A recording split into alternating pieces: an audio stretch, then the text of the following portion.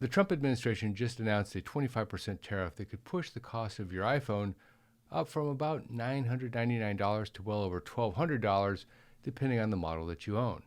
For retirees living on a fixed income, this isn't just a tech story, because an iPhone is a critical device, as is an iPad, an iWatch for many of them, and some of the other Apple products out there. These are the products that they use to connect to the world and stay safe. Now, I know that tariffs sound pretty boring these days, especially since they are announced and they are suddenly resolved, or at least some of them are. But this one's different. And what's different about it is if you follow the trail here, things could go horribly wrong for the retirees that are dependent on these devices. Overwhelmingly, Apple and its Apple devices have become essential tools for retirees to stay healthy, stay safe, connect with family, and interact with the outside world. When prices jump 25%, it creates serious stress for fixed income households. That's why understanding this policy and protecting yourself if it does go through is of paramount importance for those that depend on these devices. For those of you who are new to the channel, hello, my name is Jeff. I'm a CPA turned banker turned public speaker. I'm also the founder of Holy Schmidt, which is a channel that has over 335,000 subscribers, over 350 videos, over 4 million hours of watch time, and over 50 million views. And I'm a registered Social Security analyst, and I have 25 years of financial services experience. I started this channel at the suggestion of my daughter. In 2020, I had a family member who got sick and helped them when they were unable to help themselves, like so many people at that time, unfortunately. Fortunately, they recovered, they're doing just fine, but in the interim, my daughter said, "Dad, you helped this individual with their finances, why don't you take that to the world?" And with that, the channel was born. And we would love it if you become part of our YouTube family. So if this is of interest to you, please click subscribe and turn on notifications so that you get alerted the next time we post a video. We post several times a week. So what does the tariff do? Well, it adds 25% to the cost of any Apple products not made in the United States, which is most of them, by the way. Apple currently builds its iPhone, iPad, Apple Watch, and MacBook in India, China, and Vietnam. So this tariff hits everything. The goal is to push Apple to build its products in the United States, bring the tech back to the US, but in the interim, the higher prices will mean that the products coming in from those countries will be more expensive. The $999 iPhone jumps to $1,248. The $329 iPad jumps to $411, and the $1,000 MacBook Pro goes to $1,250. This means that a product that's already premiumly priced becomes even more expensive, and the tariff prices are there for years. But here's the big problem, and this is why it hits retirees much harder than families with young children. Retirees live on Social Security, a pension perhaps, a 401k, and the growth of these vehicles isn't tied to the price of Apple products. Every dollar matters when you're living on a fixed income, so a $200 to $400 increase in a product that's already pretty expensive means that you might be skipping other bills. And retirees typically use Apple products for longer than younger people, but eventually batteries die, software stops being updated, and the safety features that are available on future models just aren't available on the historical models. And it's the safety features and the social features that are most apparent here. For example, if you have an iPhone or an iWatch, there's a feature that will notify people if you fall. Your MacBook Pro and your iPad become your window to the world through FaceTime because it coordinates with other people who have Mac products, which is a large portion of the world, by the way. And with banking and even virtual doctor visits now moving online, an Apple product isn't a luxury anymore, it's a necessity. And because of the way that Apple products work, they work together, they have their own ecosystem, they coordinate seamlessly, which is really, really important for retirees. Your watch talks to your phone, which talks to your computer. You get the point. Now, the obvious option here is to buy refurbished because it's in the US and it doesn't face a tariff twice. But that's not necessarily the case. When an Apple product is more expensive new, the refurbished model becomes more expensive because that's the other choice that someone can make. If they don't buy it new, they buy it refurbished. More demand on refurbished products means that prices go up. And naturally, someone who sees the pricing point of a new product will use that as the benchmark for pricing the refurbished product. That $200 iPad that you were going to buy now becomes $300. The $600 MacBook Pro becomes $750, And the iPhone, which was $600, becomes $800. Everything moves up when tariffs hit the products.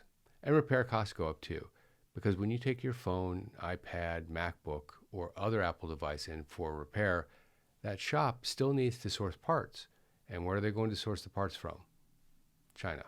Now, there is a misconception here that your carrier will provide a free iPhone, therefore it doesn't cost you anything. That's not actually true. Those free iPhones that your carrier gets from Apple aren't free to your carrier. They still have to pay for them. And their costs are going to go up, and the only way that they can recoup those costs are to pass them down to you. Monthly pricing plans will go up. Contracts will get smaller, and you'll need longer contracts to get the same type of deal. This creates another way that retirees get squeezed, because whether you pay for it now or you pay for it over time, you're still going to pay for it. And then there's the security risk of keeping old Apple products, particularly in this day and age. Older iPhones, iPads, and MacBooks lose security updates, and they may not even have the right chip to have the most secure device.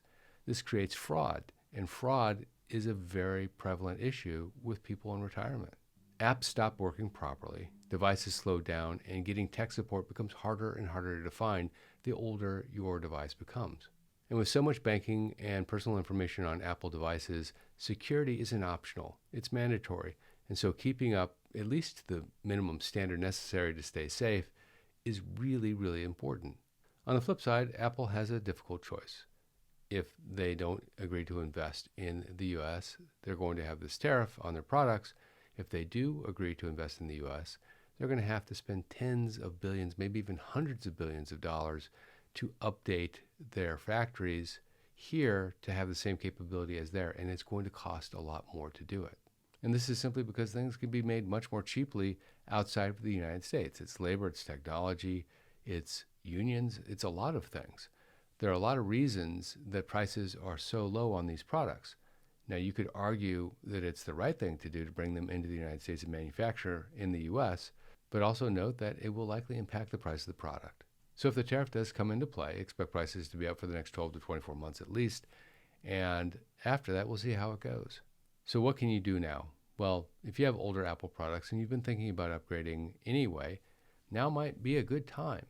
The fact is, 3 years and the technology is still new enough, at least right now anyway, so that the product can provide the safety that you need. But when you get beyond that point, a lot of the things that you need to stay safe, to stay connected, just aren't available. Of course, watch Apple announcements over the weeks and months ahead, because oftentimes Apple products do go on sale when the new version comes out. Maybe not within the Apple Store, but the Apple Store won't sell the older versions, other stores do. You could save between $200 and $500 per device by buying that before the tariffs kick in. So monitor the news on the tariffs, and if it looks like it's going to happen, well, it's something to think about.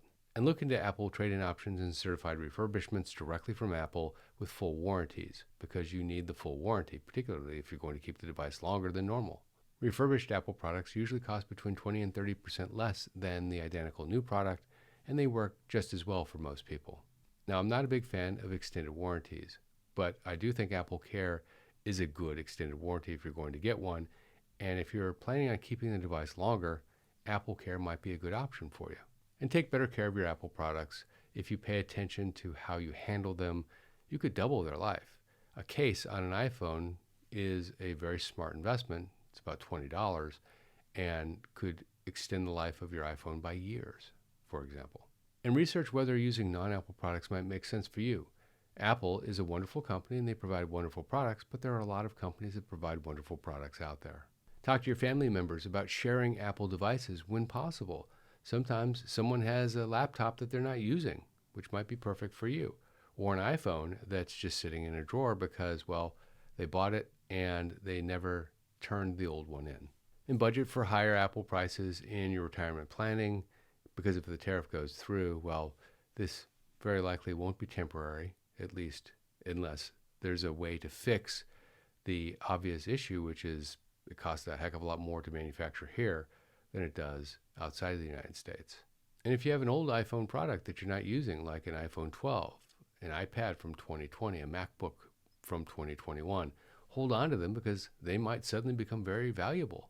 As new Apple product prices go up, the used market for Apple products will start to percolate and prices will also follow, more than likely. And finally, the other long-term effects on retirees. Aside from the cost increase, which would cause many retirees to skip upgrades, there's a technology lag that happens. Because when you get the new iPhone or the new iPad or whatever the device is, there's embedded technology that's just a little bit better than the previous model. And you learn as you go. You might discover some really cool new features in the new Apple product that you didn't have in the old product. But if you start skipping generations of products, when you finally do upgrade, there's going to be a learnings lag there, more than likely. And skipping device features like health monitoring or telehealth, it's not really an option. It's something that you shouldn't do. So plan ahead, act early, and don't get caught off guard by these policy changes. Watch over the weeks ahead to see if this is something that you really need to pay attention to. And I'll be tracking the situation closely and updating you as it develops, so make sure you click subscribe and turn on notifications so that you get alerted the next time I post a video. This is Jeff Schmidt, and I will see you in the next video. Holy Schmidt!